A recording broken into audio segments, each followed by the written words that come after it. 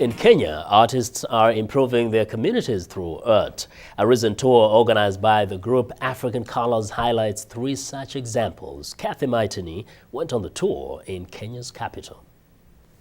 From old dirty plastic flip-flops collected from Kenya's beaches come rainbow-colored animals, bottle stoppers, necklaces, baskets, and even a car. These are some of the products being sold at Marula Studios, our first stop on the tour. Here, preserving the environment is foremost on the artists' minds. Lisa Barrat is director of Marula Studios. It was very concerning to see these floating in the ocean. These don't sink and waste on the beach. And of a major concern is that the turtles, that's shaped like a fish, if you're a little turtle swimming in the sea, and if it's smaller bits, they would try and eat it. And so there's a whole conservation ethos of cleaning up the oceans and saving the sea life. Artists create a wide array of products out of recycled plastics, rubber, glass and cloth, as well as leather and beads. John Quinoa glues several flip-flops together and carves a door stopper out of the material.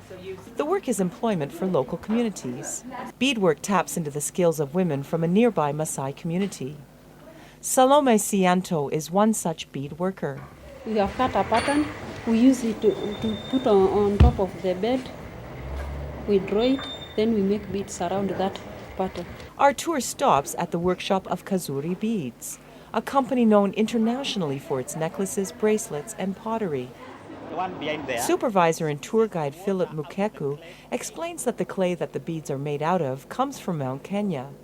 The clay is processed, molded by the artisans, left in the sun to dry, baked, and then painted.